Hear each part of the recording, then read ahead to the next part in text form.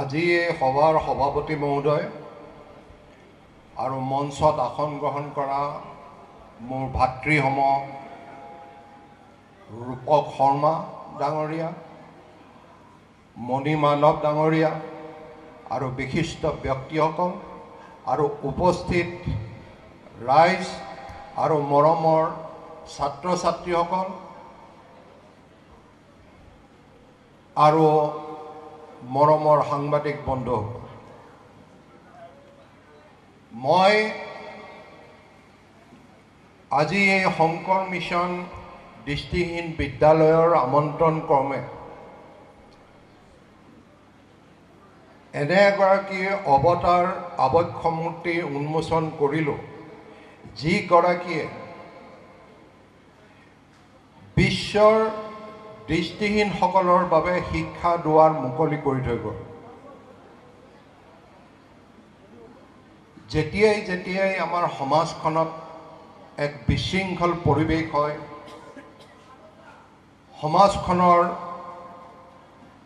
সমাজখন দিগভ্ৰষ্ট হৈ পৰে, তেতিয়াই এই সমাজত একোজন মহাপুৰুষৰ জন্ম হয়।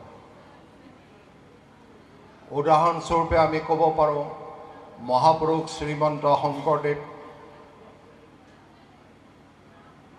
শ্ৰী শ্ৰী মাধৱদেৱ, শ্ৰী শ্ৰী দামোদৰদেৱ, স্বামী বিবেকানন্দ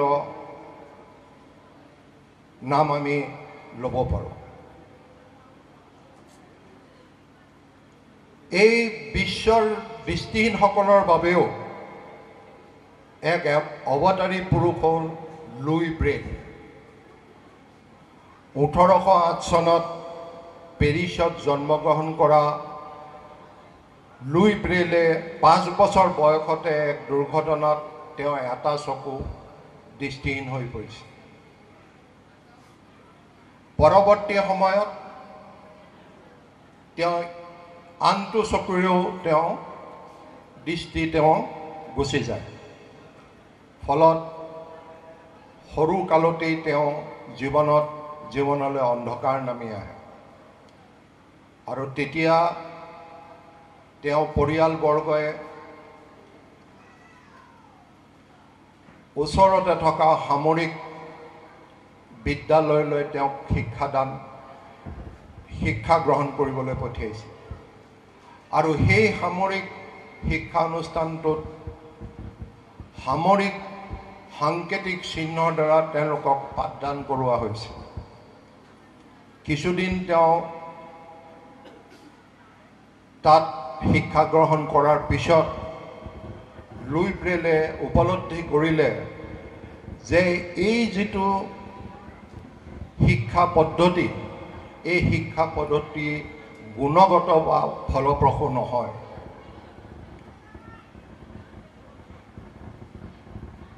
শেষত তেওঁ যেতিয়া 8ম শ্ৰেণীত পঢ়ি আছিল, তেতিয়াই তেওঁ আৱিষ্কাৰ কৰিলে 6 বিন্দুযুক্ত ব্ৰেইল লিপি।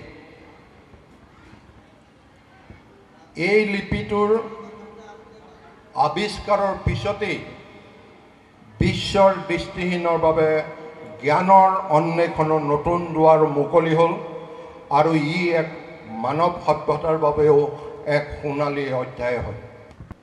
আজি এইজনা মহান ব্যক্তিৰ আবক্ষ মূৰ্তি বৰহমপুৰ শংকৰ মিছন দৃষ্টিহীন বিদ্যালয়ৰ চৌহদত স্থাপন কৰি এক অতি উল্লেখনীয় মহান কাম কৰা হৈছে আৰু এনে মহান কামৰ বাবে বিদ্যালয় পৰিচালনা সমিতিৰ সদস্যসকলৰ লগতে শিক্ষক শিক্ষয়িত্ৰীসকল, ছাত্ৰ ছাত্ৰী আৰু অভিভাৱকসকলক অভিনন্দন জ্ঞাপন কৰিছোঁ আৰু এই মূৰ্তি মোৰ হাতেৰে উন্মোচন কৰাৰ বাবে মোক যি দায়িত্ব দিলে, এই দায়িত্ব দিয়াৰ বাবে মই তেখেতসকলৰ ওচৰত কৃতজ্ঞ। লুই ব্ৰেইলৰ মৃত্যু হৈছিল 6 জানুৱাৰী 1852 চনত। তেওঁৰ মৃত্যুৰ বহুদিন পিছত তেওঁৰ য'ত অন্ত্যেষ্টিক্ৰিয়া সম্পন্ন কৰা হৈছিল তাতে এটি আবক্ষ মূৰ্তি স্থাপন কৰা হৈছে। পৰৱৰ্তী সময়ত সেই মূৰ্তিটো ভাঙি যায় আৰু শেষত ভাঙি যোৱাৰ পিছত তেওঁৰ জন্মস্থান পেৰিছত এটা আবক্ষ মূৰ্তি স্থাপন কৰা হয়। মই জনাত ভাৰততো হায়দৰাবাদত এই ব্ৰেইলৰ ব্ৰঞ্জৰ মূৰ্তি এটা আছে, কিন্তু অসমত বহু দৃষ্টিহীন বিদ্যালয় আছে বা প্ৰতিষ্ঠান আছে, কিন্তু লুই ব্ৰেইলৰ ক'তো মূৰ্তি মই আজিলৈকে দেখা নাই, মোৰ দৃষ্টিত পৰা নাই। এই ক্ষেত্ৰত আজি ব্যতিক্ৰম বৰহমপুৰ এই আদৰ্শ শিক্ষা অনুষ্ঠানখন।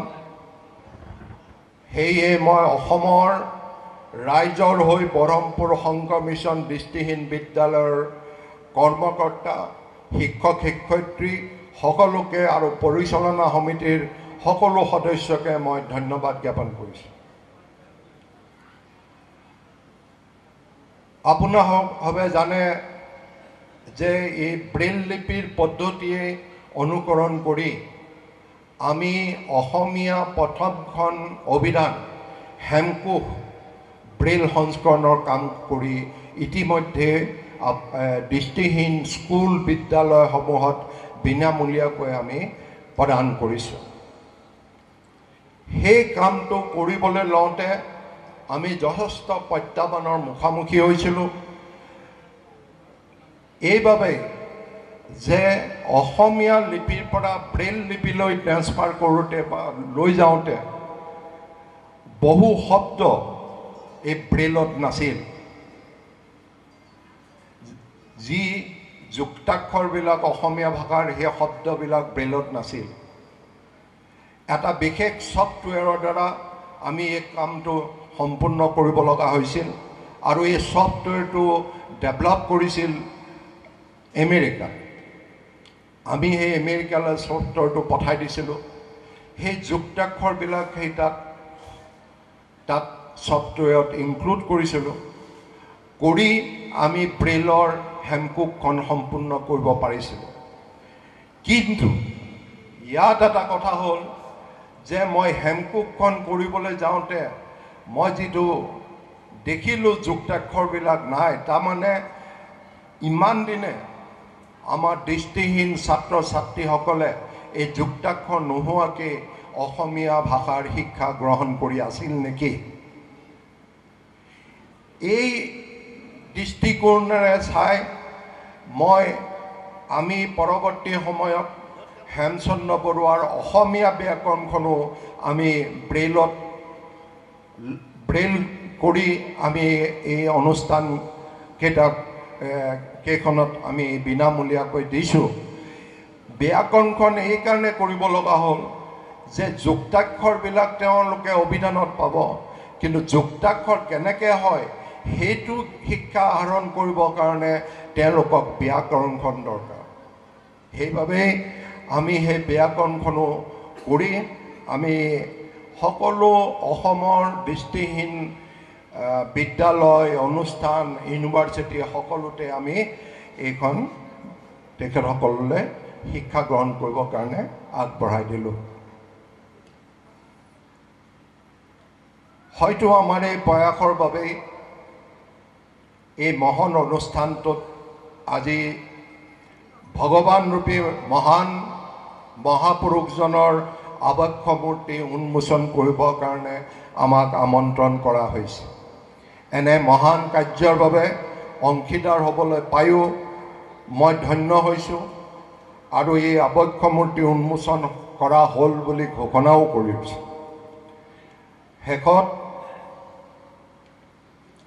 ৰূপক শৰ্মাদেৱে কৈছে যে তেখেতসকলে বা তেখেতসকলৰ চৰকাৰে যথেষ্টখিনি দৃষ্টিহীনৰ বাবে কিছু কৰ্ম কৰি গৈছে আৰু অনাগত দিনতো আৰু তেখেতসকলে কৰি যাব। কিন্তু আজি এই অনুষ্ঠানটো, এই বিদ্যালয়খন আজি প্ৰতিষ্ঠা হোৱা 70 বছৰ হ'ল। এই 70 বছৰত এই বিদ্যালয়খন একচুৱেলি মহাবিদ্যালয় হ'ব লাগিছিল, এখন কলেজ হ'ব লাগিছিল। কিন্তু আমি ক্লাছ 10লৈকে যি আছোঁ, আমি ক্লাছ 10লৈকে সীমিত হৈ আমি ইয়াত আছোঁ। আমি কিন্তু এইখন আগুৱাই নিব পৰা নাই। আৰু অতি পৰিতাপৰ বিষয় মই শুনিছোঁ যে ইয়াৰ হোষ্টেলৰ টিন ফুটা, বৰষুণ দিলে হোষ্টেলত পানী পৰে, এজাক বৰষুণ দিলে গোটেই এই ফিল্ডখন পানীৰে উপচি পৰে। গতিকে এনেকুৱা ধৰণৰ ঘটনাবিলাক আমি আচলতে